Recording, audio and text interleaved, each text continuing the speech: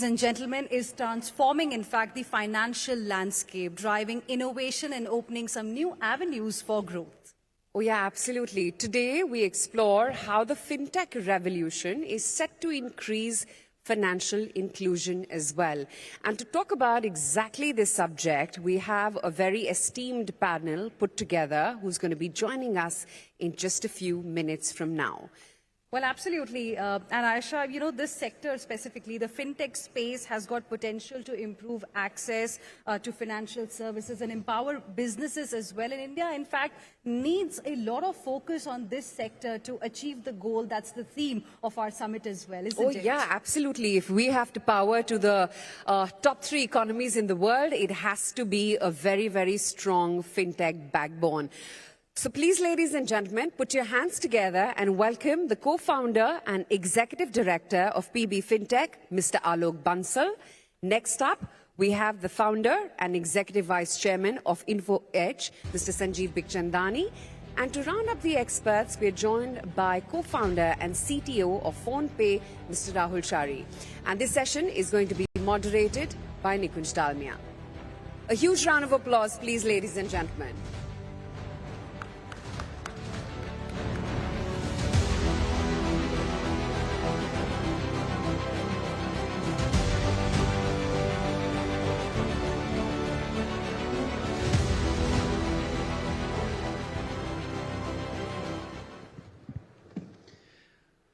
Good evening, everyone. And this is the 10th edition of IEC.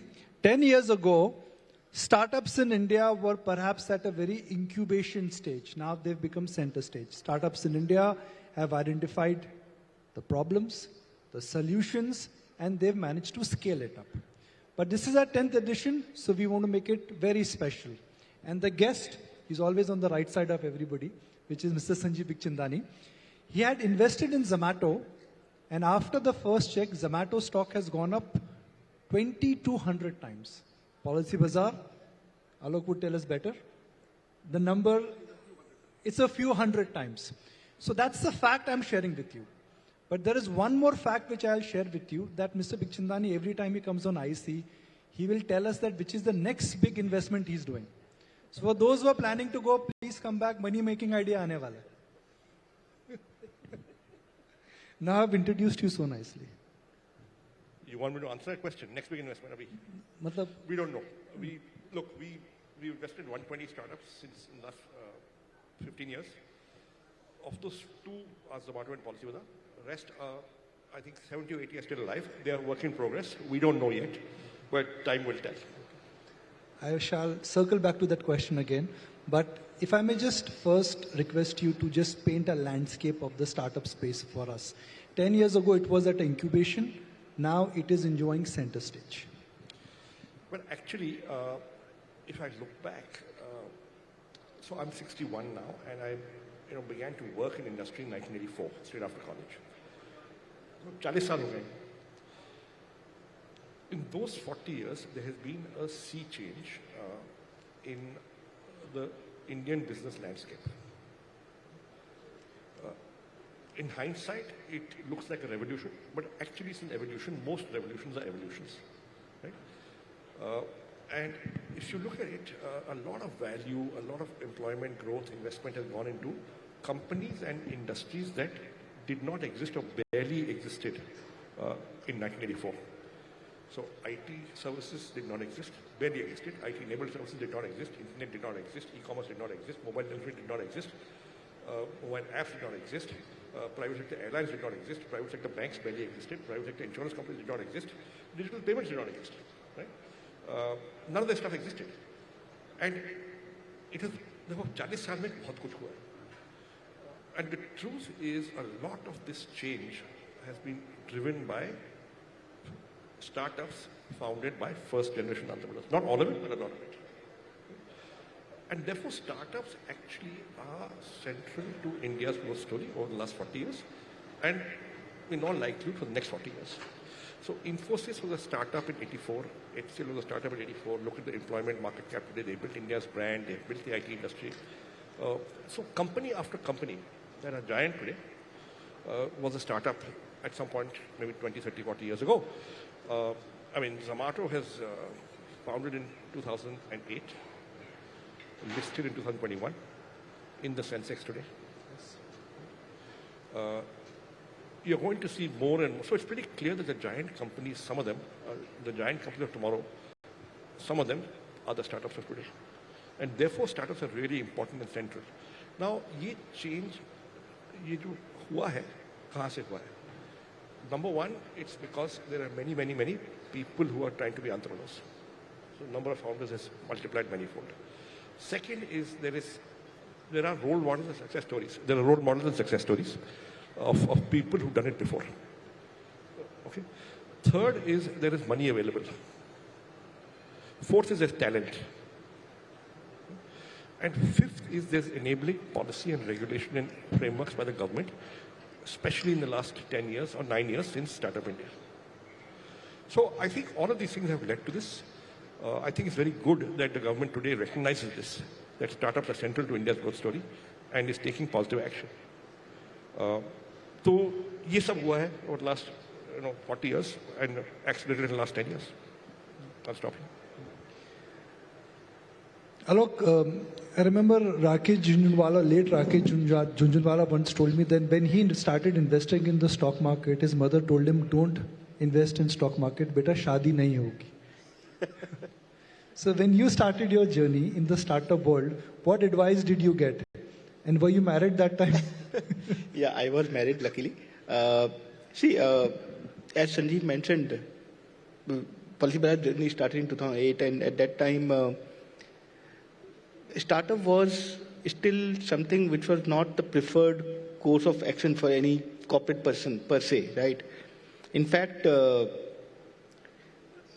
are few of us in our batch at IIM who always thought about doing something of our own, and we had to create a list of companies that we want to apply to in order that, for the placements. And you will be surprised to know Times Group by number one. Because the sort of roles offered by Times Group when they came for PPT were really, really exciting. And they almost told us that, okay, you can go into, say, Patiala and open a FM channel and run it independently. And it was like, wow, that will be great experience. So somewhere there was always this thing at the back of the mind that you want to do something of your own, but what and when was not very clear. So you just keep on a lookout for opportunities. And the way to think about it at that time, at least in 2008, was that if it didn't work out, you can always go back to the corporate life. You have got good relationship with your ex-managers, ex-bosses. Maybe you lose out on that 1 or 2 year. That's the downside potential. Now today the things are very, very different. Today everyone wants to have people in the team who have got startup experience. So tables have turned totally from that perspective. But you can't overthink. To be honest, if you start thinking too much in terms of what will happen, what can go wrong, you can find excuse to do it, you can find excuse not to do it, both sides. So somewhere you have to be little crazy to take that bet. You have to obviously ensure that you get support from your family because, the decision that you take will impact them as well. So you have to take them along. But my only advice is don't overthink if you have to do it. And if you are able to find an opportunity where you think putting 5-10 years of your life at that stage of your career is worth it, why not? एक ही तो जिंदगी है, तो try कर लो. Okay. Tell us your story when you took the plunge. And I'm using the word plunge because 10 years ago it was indeed a plunge and a leap of faith. What inspired you to take that leap of faith? And for those who want to take a leap of faith now, today, has the scenario changed? So it's already 9 years into PhonePe now. 9 years back when we started, doesn't seem long back, but it's been a sea change.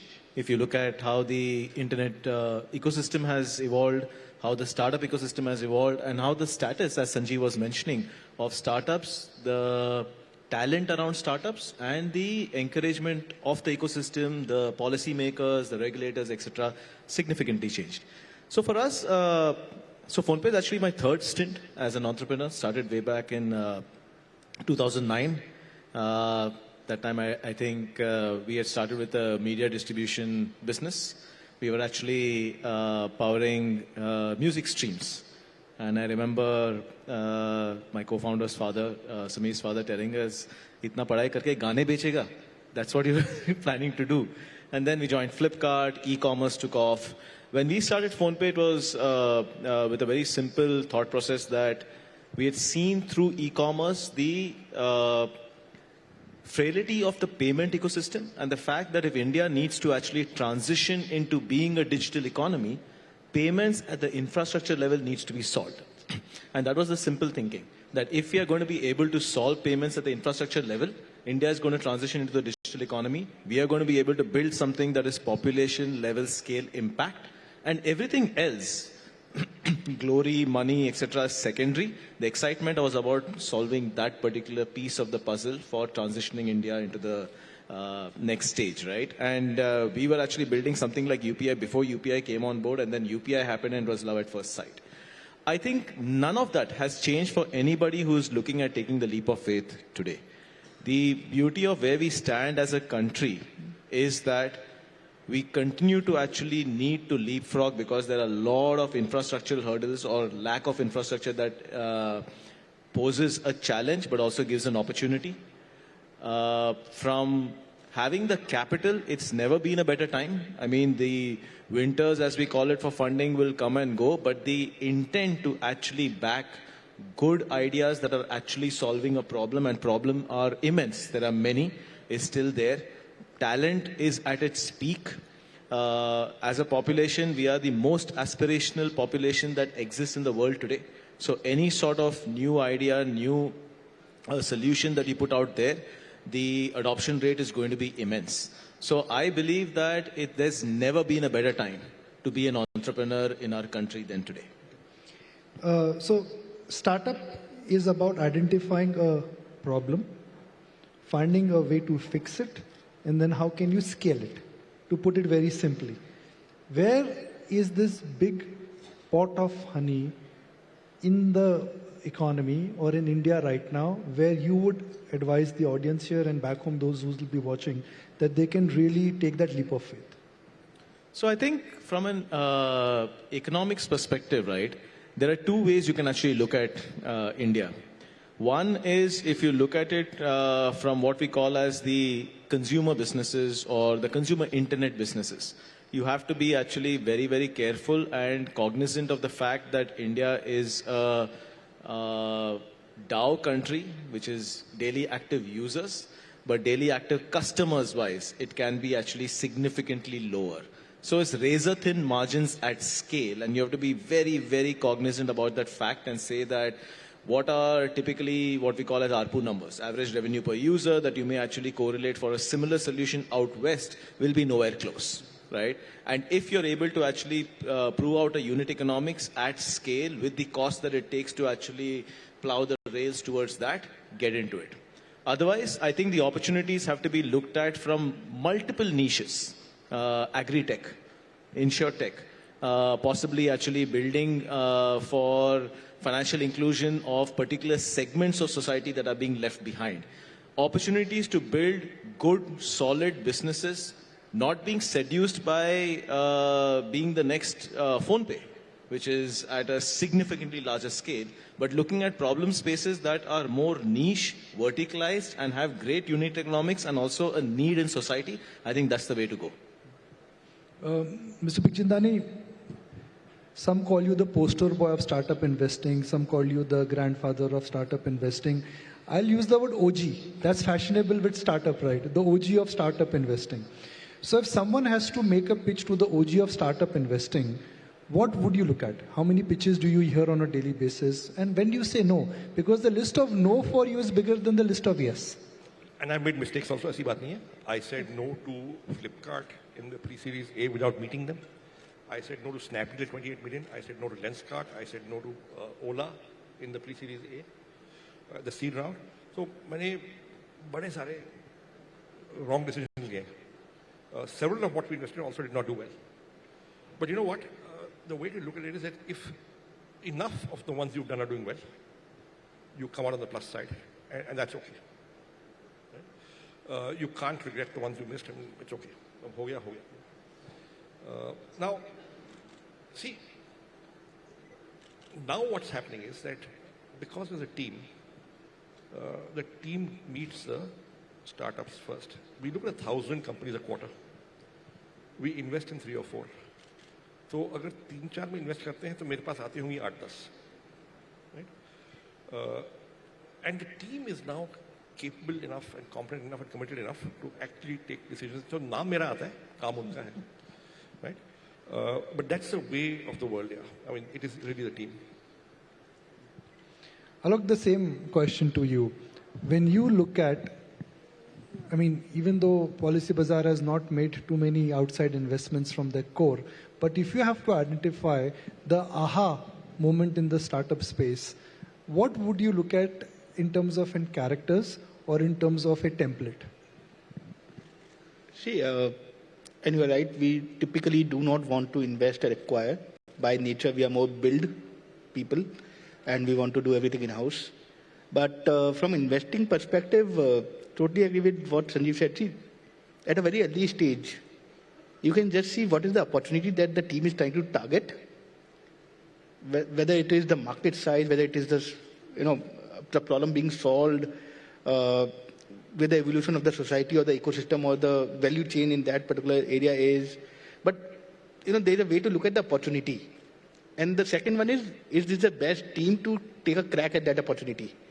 And would they stick for next 5-10 years trying to solve for that opportunity? Bhag to nahi jayenge kal.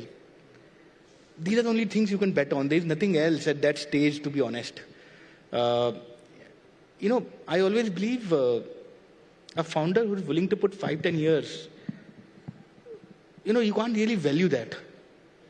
Investor पैसे लगाते हैं, which is very, very good, but company founder की होती है.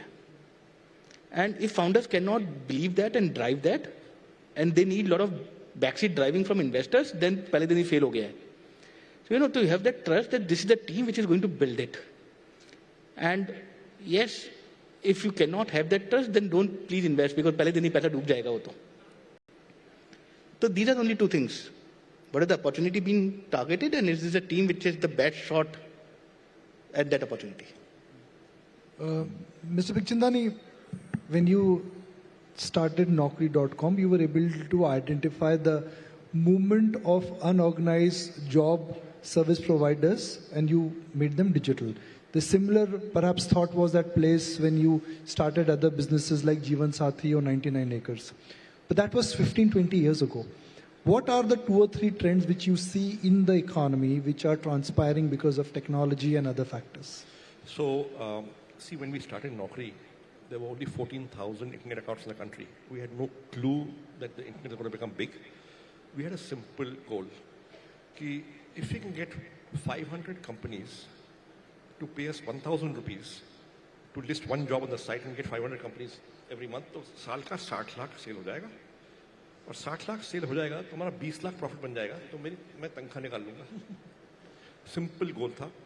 अब बड़ी company बनने का कोई इरादा नहीं था. वो बड़ी हो गई, वो दूसरी बात है. Today, when you look at investing, I mean, the principles have not changed. Are you solving an unsolved problem? Is there a hook? Is there will the customer want what this company is trying to do? If you can get a good handle on that, it was pretty clear to us that in Policy Bazaar, there was a massive hook. We invested pre-launch, but there was a massive hook. It was pretty clear in Zomato that they're doing something useful, they're getting traffic and traction. So we look for evidence of what we call natural traction. Usage हो रहा है, ये बढ़ रहा है without spending on advertising. You're onto something. Right? That's the first thing. Then, of course, quality of team, and then 20 other things. Right? So, that's what we look at. We do it bottom up, not top down. We don't identify a sector and say, "Isme karna hai." We don't think that works because we want to harness the imagination of 2 lakh entrepreneurs and not be limited by our own imagination. Ye sector hai, ye karna hai. Nahi. Sabse milo, then figure out what you think will work. Okay? We get it right sometimes, we get it wrong sometimes. We move on, right? But one thing is pretty clear to me today. About 9 months ago or 6 months ago, if you'd asked me what impact will AI have, I used to say, wait and watch, we don't know. We are in wait and watch mode. Pata nahi kya hoga. We're keeping an eye on it. Today, if you ask me, it is pretty clear AI will go everywhere. It is the thing. And it is analogous to as significant and impactful an event as the founding of the internet, according to me, Gen AI. It will go everywhere. Now you have to go into in a nuanced manner to figure out what impact will have on which sector, which company, and so on and so forth. But it will go everywhere. So we look for AI a lot right now. And Rahul, this in a sense was a question which I would like to lean towards you, which is that AI resonates very well with the startup ecosystem. That's where I guess experimentation, that's where scaling up productivity gains are, coming in. Mr. Bikhchandandari spoke about internet can be compared with internet. I can throw in more examples for our audience here. It is as critical as when GPS was invented. It is as critical as when steam engine was invented. As someone who is using AI directly, indirectly, who represents the startup space and also is in the fintech space, how do you see AI changing and what would be the permanent changes because of it? Like Sanjeev has mentioned, I think it's going to have a significant amount of change, not just in the fintech and the payments industry, practically in every industry. Ultimately, it's a piece of technology, like you mentioned, highly, it is actually primitive today, but growing at a rate that is exponential, which is the part that is very different than a lot of the other technologies where they were primitive, they took their time, but the growth or the evolution of the technology, while it is primitive today, is exponential, and that's why I think it's a catch-up game for a lot of us.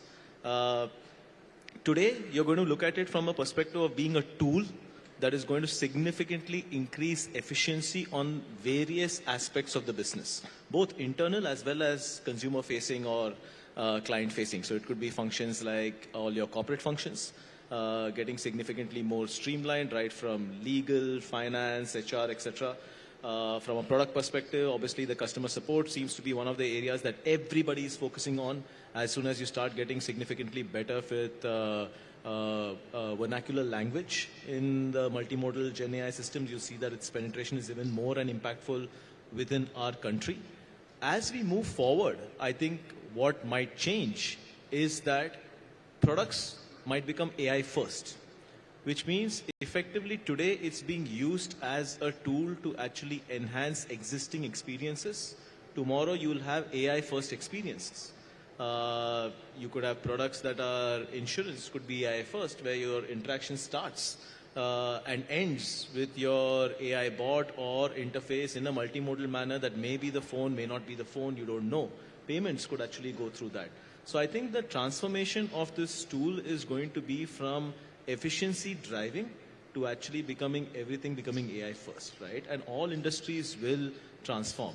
Where we need to be careful though is like any tool, you can use it towards end, and how you choose that end really matters. For example, with financial inclusion, if we actually say that the goal is to increase financial inclusion and take credit to the new to credit market and use AI within that to determine who is really credit worthy or not, is a great goal. But to say that let AI determine who all is credit worthy today might actually leave out a large part of the society. So that's just one example. I think how we deploy AI is going to matter a lot, because then you're going to actually either be inclusive in AI technology or you're going to leave out a large part of the population. I think that's the main concern that I have. Alok, when the Indian IT services sector got incubated, the advantage which India had was that we had skill and we had scale. Now we are looking at AI, which in a sense is challenging the basic premise of IT services and skill and scale. So what would be that disruptive change because of AI for the entire ecosystem, which is a startup ecosystem? It's not just about startup.